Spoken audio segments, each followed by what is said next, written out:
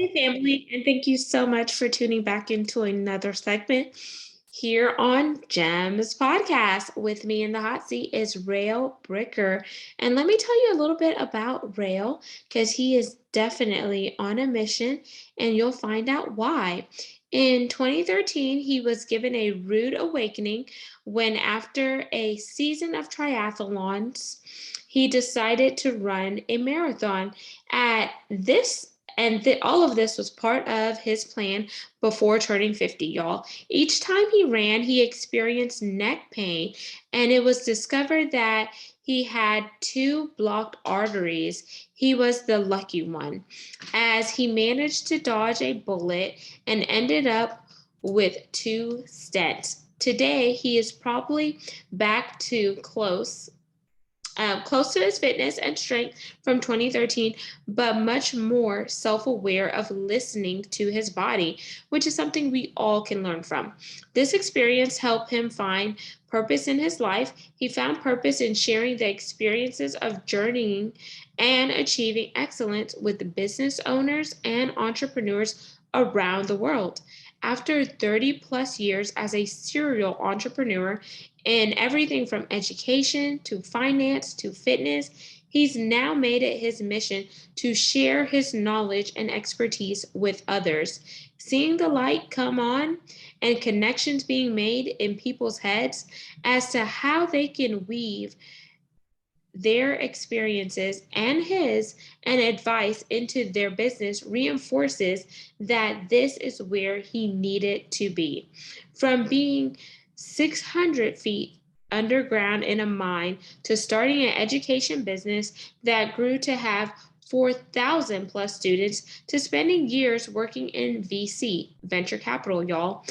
He has seen it all. And we're going to learn more about the incredible things that Rail is doing.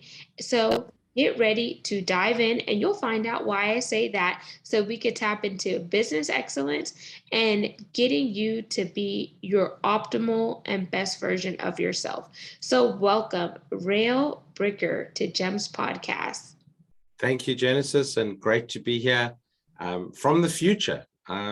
It's the morning here and the evening for you, so I'm in the next day. That is amazing. So I know tomorrow is going to go well. And Rael, I alluded to telling the listeners that we're going to dive in, and I want you to share with the listeners why. But before we really dive in and go beyond the surface level, let's connect with you on a personal level so the audience gets to know you a little bit better. So there are two options that I like to do here on my show. One is an icebreaker, and the other one is a rapid fire game. So which would you like? Let's flip a coin and see. Heads, icebreakers. Okie dokie. So share something crazy that you've done in your life or a fun and interesting fact about yourself. Crazy things I've done in my life. Oh, lots of crazy things. A fun and interesting fact. I play the game called hockey. Let's just start there. And hockey is not what the Americans call hockey. It's something we call hockey, which is a round ball on a green surface, not a flat thing on the ice. I broke my kneecaps playing hockey when I was in my 20s, and I have recovered sufficiently that I still play what they call masters hockey whilst well into my 50s, almost 60. So that's a fun fact. I was chairman of a radio station at the university. We had a university radio station, and Paul Simon, who's my most famous celebrity, came to a concert that we ran. It was a rebel concert. So in 1984, South Africa was still under the apartheid government. That's where I grew up. And the universities were, particularly the English-speaking universities, were very outspoken opponents of the apartheid government. And our university ran a concert every year, which was a multiracial concert, unheard of in the 80s in South Africa, called the Free People's Concert. And I had to run that because the radio station ran that. And Paul Simon was our guest. Paul Simon snuck into South Africa looking for a new sound. And one of the bands that I introduced him to as running the concert was Ladysmith Black Umbaso. And he went on to record the Graceland album with them a year later. So that's my claim to fame in the music industry, of having introduced Paul Simon to Ladysmith Black Umbaso. That is very cool. And my facial expression, whenever you said you broke your kneecaps playing hockey, I was like, and then you went on to say you're still playing in your 50s. And I'm like, wow. Some people would probably say, Rael, why didn't you stop? You broke your kneecaps. But I could. You know what? I had operations in the late 80s on my knees. My kneecaps had healed, but had healed slightly off center. I had them reset. And then I decided when I was 49 or 50 to go back and play hockey. Once I'd recovered from my stents, I went, this was always my passion. And it's very interesting. So we talk about business and teams and dealing with people. From the time I had my operations on my knees in the 80s, every sport I did was an individual sport. So even the triathlons I was doing, the marathon, running, playing golf, everything is an individual sport. And it was interesting because I had to build that up in myself, but going back in my 50s to be part of a team, to be one cog in a working machine, taught me a whole lot of things that I'd probably forgotten from my 20s. Okay, thank you so much for sharing it. So there was definitely purpose and meaning behind it, and you learned a valuable lesson. And now let's segue into our topic of working on being the best version of yourself and having excellence in everything that you do. So are you ready to dive in?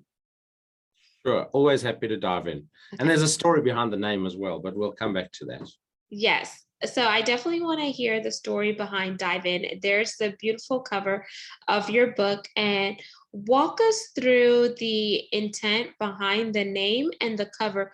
Because if you look at the cover, there are a few symbols there, but if you really look intently, it's like a swimmer in the water. So everyone who looks at the cover may get a different representation of what they think the cover means, but I want you to share it in your own words, Rael.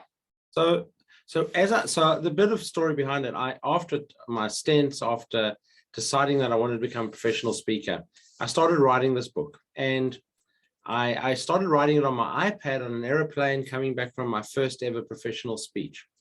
And I wrote 2,000 words on the iPad, which is pretty hard because it's not tactile. So you're watching every finger. I then wrote for another 9 months, and then I got the typical imposter syndrome. I went, no one wants to read my story.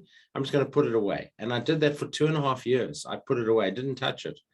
And then I was in South Africa consulting with a company in South Africa, and I had dinner with my cousin, whose wife had left her job and had started her own publishing business. And so I sent her the manuscript, and she said, it's actually good, let's publish it. And that was part of the story behind it. So I got over my imposter syndrome. The book was called Tips and Traps from the Trenches as a working version until about a month before we published, and we decided the title was too long. And the very first story in the book is about me doing triathlons and about how I stood on the beach on my very first triathlon and realized that I'd never done a swim in the sea competitively. All my swimming had been in a swimming pool, black line down the middle, follow the line, person ahead of you, person behind you, no stress. When suddenly you swim a competitive swim in the ocean, people are kicking you in the head, you're kicking them in the head, your goggles are being knocked off. And then I stood there on the beach, and I actually had this epiphany and realized that in all my businesses, that's exactly what I had done. I had dived in, and the back of the book says, dive in and adjust your course while you're moving. And that was exactly where the name came from. So it is about diving in and adjusting your course. But it was this epiphany on the beach when I was doing my triathlons that really struck me, that I get entrepreneurs coming to me and saying, I've done 27 spreadsheets now, and I'm not sure my business is going to work. Well, My first answer is you're 26 spreadsheets too far into it, because at the end of the day, it is something about the hairs in the back of the neck that stand up and go, yep, this is the right thing. There is this thing called entrepreneurial spirit, entrepreneurial idea. At the end of the day, the back of the book sums it up quite nicely. It says business is not complicated. Business is simple. Dive in and adjust your course while you're moving. Beautiful. And I like the fact that you followed your intuition, but you also went with the idea. And one thing that stood out was that you wrote your book on your iPad. And the reason why I highlighted this is because so many people think it's so hard to write a book. But you have the tools and resources, you just need to use it. And I tell people, I wrote my book, my first book, on my cell phone. I did not have a laptop at the time. There are so many ways to break down barriers in order for you to get your literary work out there. You just have to be hungry, you have to have the drive, you need to be persistent and consistent. And so, as you mentioned, the title of your book was going to be something else, but then you condensed it so it won't be so long. And then let's really focus on the cover of the book, because I see the blues, the blacks, and the white, and then the image that you use on the cover. What was the intentionality behind that, Rael? So, I mean, we had decided on the name, Dive In, and then I actually had a graphic designer looking at it.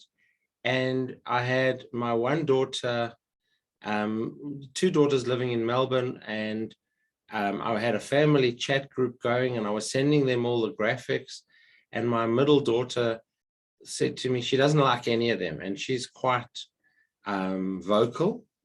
And suddenly she sent me something that she had mocked up, and it was a very similar graphic to this. And she said, you're talking about diving in and leaving it, and diving in is also a leap of faith. You're going off an edge, and she actually came up with the idea to symbolize this whole. And so part of the story is that I talk about me in a pink bathing cap. So we even had photographs done of me in a pink bathing cap from the original triathlons to see if that worked. And the back of my head, potentially, we tried a whole lot of different images. And it came down to, and the very last chapter in the book is about keeping it simple. And so, keeping systems simple and life simple. And Jess, my daughter, said, make it simple. Make it something that visually jumps out at you. And it does. And thank you so much for breaking that down. I always like to put context around it, because sometimes people can look at something and get an assumption. And I always tell people, never make those assumptions, but always ask the question so you could bring those perceptions to the forefront and engage in a conversation. So, Rael, I know in your bio, I mentioned that you've been through various industries and etc. So let's talk about some of the challenges you faced in your life, and how has it personally and professionally helped you, because that curates you to go down the path of having excellence in all you do. Whenever we could take the challenges that we have and learn and grow from them. So I mean, I'll start off with my first real job, which was when I worked. By the way, in the bio, it says 6,000 foot, not 600 foot. I know that sounds like a very deep hole, and it is. Okay. It has, it is a different environment. In South Africa, we have something called deep level mining. And the deepest I've been is 4.4 kilometers underground. But I worked on average about 6,000 foot underground. I was a 22-year-old arrogant little, I can't swear on your podcast, but that's what I was. I'd come out of university from a middle class background, or lower middle class background. Went to a mine where there were 50,000 employees, probably 4,000 white.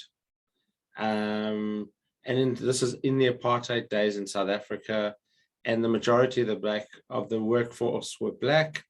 Paid really badly and treated badly by most people in the country. I mean, that was just what it was in apartheid South Africa. I'm not justifying it in this conversation.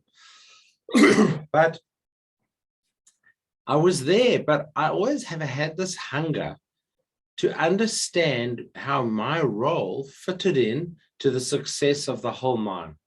How did my role fit in? And that was a frustration to me, a frustration to my bosses, because I kept asking them questions about the job you've just given me to do. How is that going to help us? And years later, I read a story that Kennedy in 1962 visited NASA in Florida and saw a cleaner vigorously sweeping in a passage. And he went up to the cleaner and he said, "Why are you cleaning so vigorously?" And he said, "Is it just because I'm visiting and I'm the president?" And he said, "No." He says, "I'm doing my bit to get a man on the moon." And that understanding of that cleaner at NASA is exactly what I was searching for through all my corporate jobs. And they made me decide I never wanted to be in the large corporation. And so pretty much the last 30 years, I've either been in my own businesses, in venture capital, in very fast decision-making, relatively small businesses. But that idea that you want to instill in your team, no matter what it is, and whether that's a sports team, and very much more evident in sports, because if you think about it, every player on a field is doing their bit to ensure you win. So they understand their role. In the corporate, we forget that. Okay, we put people into narrow pockets and silos. We don't actually give them the ability to understand how their job contributes to the success of the organization. And so that's kind of the biggest lesson I learned was not about how to be an engineer. That I'd learned at university. It was about how to deal with people. The majority of the workforce called me a colloquial name called Makosi. Now, in the vernacular language in South Africa, I understood Makosi to mean little boss because I'm 5'6". But interestingly, when I actually questioned one of the guys about what Makosi really meant, it was actually a term of endearment in the vernacular for somebody that was respected, not because of their position, but because of their personality. And again, it took me well into my 30s to understand why my relationship with the workforce was different to my average engineering buddies that I worked with, and that it was actually respectful, because I that's my view of the world, is you respect everybody and you deal with everyone as equals. And so those are the lessons I learned early on in my business career that shaped how I've done my businesses. And those are really valuable lessons, because just imagine if you did not learn the lessons as young as you did, where would you be now? So it's like the lessons that we learn in our life shape and mold us to the human being we become later on in life. And I think it's so important to pay attention to those vital lessons, because some of those lessons come to stretch us. Some of those lessons come to mature us, whether we realize it or not. And sometimes some of those lessons are not always the nicest or the prettiest, but it's the ones that humble us to really get our ego in alignment and check. And then we begin to learn how to have empathy, how to have compassion, how to really be a leader, to not just lead within, but lead externally and lead on an effective front. Because being a leader comes with so many responsibilities, but how you lead your team should be how you lead your life and how you lead your family in general. Because you could talk about things all day long till you're black and blue, but if your actions do not align with that, then it's like, are you just spitting noise? Yeah, well, it's interesting you say that. It's when I run leadership programs for corporates, I do it on 3 levels. I start with leading yourself, and then leading others, and then leading teams. Because until you know how to lead yourself, you can't lead a team. And so it's about that exploration. It's about that journey. I mean, you mentioned the whole journey of excellence earlier. And excellence for me is a very simple definition. My branding is the excellence guy. And it's about showing up as the best version of yourself every single day. Today, I'm actually not feeling the best version of myself because my voice is is all croaky because I'm recovering from COVID, but I'm here at 6:30 in the morning talking to you and being the best version of myself today. And thank you for doing that, Rael. And one thing that I want to highlight is your background. I see the words behind you, and I think that those words may very well complement your core values and your characteristics. So I see ethics there. I believe I see courage. And then the one in the orange is kind of hard to see unless I hit it. Says business excellence. Business excellence. So ethics, culture, business ethics, culture, business excellence, and then on the bottom, and so there's a story behind why there's wooden blocks very quickly. And this is how we learn from various experiences. When I started as a professional speaker, I knew that I wanted to talk about excellence. And I was trying to work out what are the components of excellence in a business. And so there are things like culture and ethics and systems and finance and people and all these things. I was sitting in a coffee shop one day, as you do, and I was sitting there and I was drawing pictures on my laptop with a flip over screen, and I drew a house. I'm an engineer, and I drew a house, and I decided that culture and ethics make the cornerstones, the base, the foundation of the house. And I was drawing this house, and a kid a table away from me, probably around 5 years old, was building with little wooden blocks, building on the table while the parents were having coffee. And I watched this kid. I know that sounds a bit stalkerish, but I watched this kid. And this kid instinctively at 5 years old knew that he had to build a solid foundation and then put blocks on it and then put the roof on. Okay. And so I looked at that and I said, if a 5-year-old kid understands philosophically and fundamentally that you need a solid foundation, you need walls and a roof, why can't we do that in our businesses? And so the roof in my model, this one down here, says growth potential. And the reason it points up to the sky is because it's unlimited potential. So if you create business excellence and you put all these components together, that is ethics, culture, your systems, your people, all the different things. And I actually, when I build a model for companies, I leave a block empty because I don't know that specific component of their business yet. We're in the exploratory phase. And so for me, that's what those represent. Those represent these solid building blocks of a kid playing with unabated and thought. Just, we overthink things in life. That kid wasn't overthinking things. That kid just knew instinctively how to put this together. And we forget that in our businesses. And I knew there was a reason behind that. So that's why I wanted to bring it to the foreground, to not just let the viewers who are watching it, but to also let the listeners know that in life, we have to have a sturdy and a steady foundation and work up, similar to when you are building your home. If your home's foundation is not steady or sturdy, it's not going to pass inspection and they're not going to be able to go on to the next phase in the building process. And then another thing I want to point out, Rael, is that you have multiple hats up there. And whenever you think about business and you think about excellence, sometimes when you first enter into business, when you are going maybe from a corporate 9-to-5 job into entrepreneurship, you begin to wear many hats in entrepreneurship and you work in your business. But there has to be a time where you realize that you need to stop working in your business and working on your business and begin to scale your business up so you could grow, and then you could really focus on your zone of genius and let others who are coming along besides and with you to complement and build those partnerships for effective synergies to take place. So Rael, would you agree with my sentiment, and feel free to add on or subtract? Sure. So absolutely. So interestingly, the hats up there come from, I use a lot of colors in a lot of things I do. So this little cube, which is a little offer to any of your listeners who want one, drop an email to me and I'll get my PA to drop one in the mail. That stuff that actually arrives in your mailbox.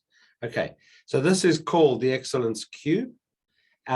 It's actually called the Excellence Cube, and it's about how we communicate with each other. And we break it down to 4 basic, what I call color zones or color behaviors. And then use that. So I do a lot of stuff around the colors in everything I do. The hats are interesting. I run often mastermind groups, and I use the De Bono 6 hats. Okay, so what they call the 6 thinking hats, where the problem with a mastermind generally is you get all these excited entrepreneurs, and they all want to share their ideas, and they all talk on top of each other. And they don't have specific roles. And so the 6 hats methodology, each hat represents a particular role in the mastermind. And so one is information seeking, one is affirmation, one is the control mechanism, one is the negative E, the black, the negative person who says, oh, great idea, but there's a problem with it. And so you hand out the hats to different people. So not only do they learn to play different roles in helping other people and sharing ideas, but it also focuses them on exactly what questions they have to ask and how they have to draw out and tease out stuff. So that's what part of the hats. I have a really cool big hat over here as well. Okay, that represents all the colors that I deal with. But yeah, and all the blocks, they're all inspired by those kids' blocks, by the multicolored basic colors. I mean, if you look at the colors of the blocks on the wall, those are all, our primary colors. And I think we tend to think in shades sometimes, and sometimes we forget to look for the big and bold colors. Thank you so much for sharing that. And I really like that block that you held up first, the cube. And yes, the cube is amazing. And whenever I didn't see it in the background at first, but then when you held it up, it reminded me of a Rubik's cube. I use Rubik's cubes. I actually still speak about finance. So my financial services business, I started 21 years ago. It's done over $3 billion of mortgages. So 3 billion Australian in residential mortgages. And I actually talk to people, to clients, and I did a talk last weekend about finance, and I put up a picture of a Rubik's cube. And people said, why have you got a Rubik's cube up? And I said, because there's all these moving parts to it, and that is about what it is to get your finance organized. There is not one standard answer, and everyone in the room is different. And that's where I actually use the Rubik's cube analogy. But what this does, and I'll pull it up close to the camera, so you can see there are 4 quadrants on the bottom of the cube. And what it is you start off with that level, you look at the 4 quadrants, and you read the description. So if I was reading, let's see if this fits your behaviors: charming, confident, convincing, enthusiastic, inspiring, optimistic, persuasive, popular. That's you, right, Genesis, right? So you would be, in my world, what I'd call a yellow. Okay, and that's the yellow quadrant there. And so then you look on the yellow side of the cube, and the yellow side of the cube says, how do you communicate with somebody you've identified as a yellow? And there's a basic principle here. You always communicate with people in the way they want to be communicated with, not in the way you want to communicate. So typical realtor, a bad realtor, not a typical realtor, a really bad realtor, you go in to see a home with a realtor, and what do they start doing? They just talk. Yeah, it's got 5,000 square foot, and these are all the features and benefits, blah, blah, blah, and these are the what you pay in rates and taxes and blah, blah, right? And the next person comes into that same home open, and what do? They give the same story. Okay? They haven't done anything to find out what is important to you. So you're expecting your first child. Well, great. So is being close to parks and schools and all those things, is that what's important to you? So there's a technique in identifying the person you're talking to, and that's a lot of the work I do, of how do you communicate with them effectively. So you're this yellow in my world. So you are motivated by, and this is my first analysis of it, creative problem solving, freedom from control, opportunities and ideas, optimism, enthusiasm. How do I communicate with you? Well, you give them compliments, you like change and innovation, you involve them in personal contact with things, but when you're under stress, and this is just my broad, that when yellows are under stress, they're overly optimistic, they're self-promoting, they're unrealistic. Now, you might be going, God, this guy's an idiot. Okay, but that's okay too. That was my first pass at it after talking to you for, 15 minutes. But that's what this is about. It sits on people's desks, and I teach them questions to ask, and they ask questions of people to determine what color they are, and then this tells them how to communicate. And thank you for breaking that down. And I would say that the yellow is spot on. And whenever you were talking about the different quadrants, it made me think of this personality assessment that I did, which is find out what your E colors are through an organization called Equilibria. And I think that what you said earlier is like you need to understand how you communicate, but how does the person on the receiving end need to be communicated with? And I think that's a part of business excellence. And I do want to be very respectful of your time, Rael. So I want to jump into our call to action segment and allow you to leave the listeners and the viewers with your call to action for this segment. Okay, fantastic. So there's a few things, a call to action.